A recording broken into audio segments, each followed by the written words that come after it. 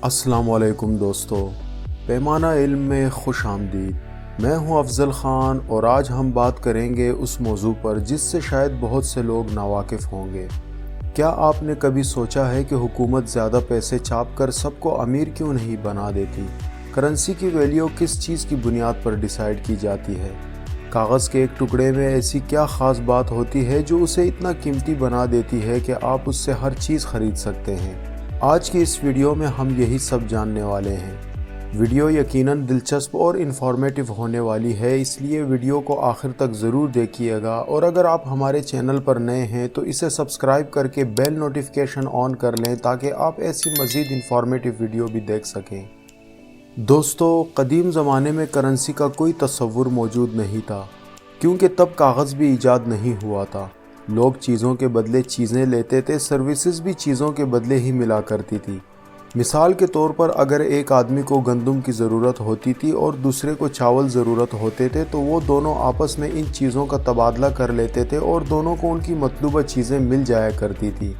चीज़ों के बदले सर्विसेज का मतलब ये था कि अगर किसी को कोई काम करवाना होता था तो वो दूसरे आदमी को कहता था कि तुम मेरा ये काम कर दो और उसके बदले मुझसे ये चीज़ ले लेना। इस सिस्टम को बार्टर सिस्टम कहा जाता था। कागज़ चीन में आज से 2000 साल पहले ईजाद हुआ था। उस वक्त करेंसी ईजाद हो चुकी थी, लेकिन कागज़ के करेंसी नोट बनाने का रिवाज कहीं नहीं था। ये कागज़ सिर्फ लिखने के लिए इस्तेमाल किया जाता था। करेंसी सिर्फ सिक्कों की शक्ल में मौजूद थी। ये सिक्के उस दौर के बादशाह की तरफ से जारी किए जाते थे जिन पर बादशाह की मोहर लगी होती थी। मुख्तलिफ मालियत के ये सिक्के मुख्तलिफ मेटल से बनाए जाते थे। मिसाल के तौर पर कुछ सिक्के सिल्वर, कुछ तांबे और कुछ सोने से भी बनाए जाते थे। दुनिया में सबसे पहला करेंसी नोट भी चीन में ही बनाया गया था, लेकिन माहिरीन को कुछ खास इल्म नहीं कि चीनियों ने पहला करेंसी नोट कब बनाया था। लेकिन माहिरीन का मानना है कि चीन में 7वीं से 12वीं सदी के दरमियान पहला करेंसी नोट बनाया गया था, लेकिन ये करेंसी नोट कुछ महदूद इलाकों तक ही इस्तेमाल किए जाते थे। दुनिया में रहने वाले लोग आपस में कनेक्टेड नहीं थे। 17वीं सदी में बर्र-ए-सग़ीर और अमेरिका दरियाफ्त हुए और इस तरह पहली बार इन दोनों बर्र-ए-आज़मों के दरमियान आमद और रफ्त का सिलसिला शुरू हुआ। आहिस्ता आहिस्ता दुनिया के लोग एक दूसरे से राब्ते में आने लगे, इजादात हुई और मुख्तलिफ ममालिक में आमद और रफ्त और तिजारत शुरू हो गई। दोस्तों, जदीद दुनिया में पहला करेंसी नोट उस वक्त छापा गया जब प्रिंटर ईजाद हुआ। जंग अज़ीम दोम के बाद दुनिया में कई तब्दीलियाँ आईं। जब अमेरिका सुपर पावर बना तो अमेरिका ने डॉलर को रिज़र्व करेंसी करार दे दिया। रिज़र्व करेंसी का मतलब ऐसी करेंसी है जो आप आलमी पैमाने पर इस्तेमाल कर सकते हों। इस वक्त आप दुनिया के किसी भी मुल्क में मौजूद हों और आपके पास डॉलर की सूरत में कुछ रकम मौजूद हो तो आप ख़रीदारी कर सकते हैं।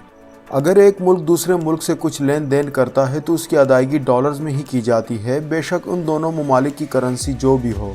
मिसाल के तौर पर सऊदी अरब की करेंसी रियाल है और पाकिस्तान की करेंसी पाकिस्तानी रुपया है, लेकिन अगर सऊदी अरब और पाकिस्तान आपस में तिजारत करेंगे तो उसकी अदायगी उनको डॉलर्स में ही करना होगी।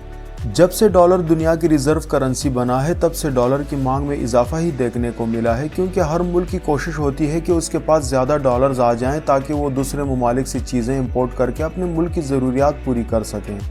दोस्तों, आपके जहन में सवाल होगा कि करेंसी का रेट कौन तय करता है और करेंसी की वैल्यू कैसे कम या ज़्यादा होती है। अगर आसान लफ्ज़ों में कहा जाए तो करेंसी की वैल्यू सप्लाई और डिमांड पर मुनस्सिर होती है, बिल्कुल वैसे ही जैसे किसी चीज़ की कीमत सप्लाई और डिमांड पर मुनस्सिर होती है।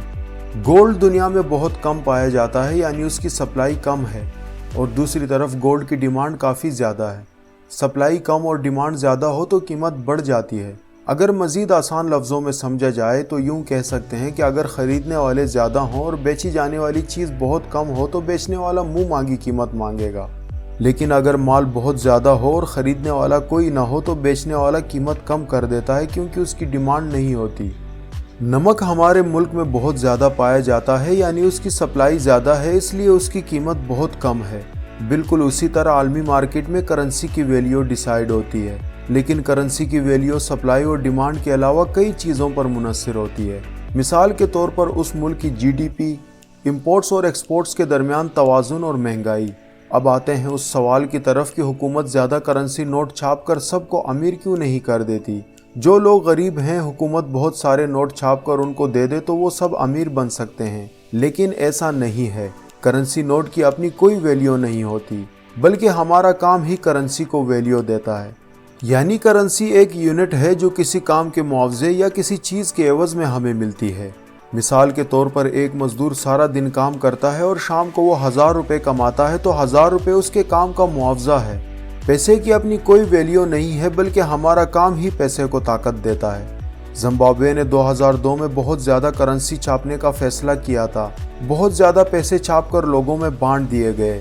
جب لوگوں کے پاس بہت زیادہ پیسے آ گئے تو انہوں نے کام کرنا چھوڑ دیا، جس کا نتیجہ یہ نکلا کہ اگلے چند ہفتوں میں کرنسی کی قیمت گرنا شروع ہوئی اور گرتی ہی چلی گئی۔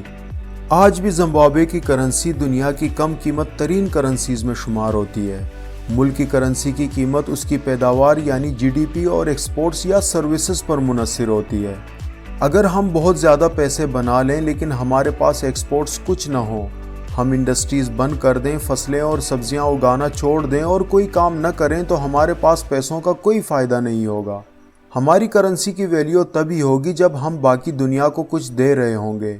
اس لیے اگر ہم اپنی معیشت کو طاقتور بنانا چاہتے ہیں اور اگر ہم چاہتے ہیں کہ ہماری کرنسی کی ویلیو زیادہ ہو تو ہمیں اپنی جی ڈی پی کو بڑھانا ہوگا، سپلائی زیادہ اور ڈیمانڈ کم رکھنی ہوگی، یعنی امپورٹس کو کم کرنا ہوگا اور ایکسپورٹس کو زیادہ کرنا ہوگا۔ تبھی ہماری کرنسی کی ویلیو بڑھ پائے گی، مہنگائی کم ہو جائے گی اور ہم کم پیسوں سے زیادہ چیزیں خرید پائیں گے۔ تو دوستو، یہ تھی آج کی ویڈیو۔ آپ کو کیسی لگی ہمیں کامنٹ باکس میں ضرور بتائیے گا۔ مزید دلچسپ اور معلوماتی ویڈیوز کے لیے ہمارے چینل کو سبسکرائب کر کے بیل نوٹیفیکیشن آن کر لیں۔ شکریہ۔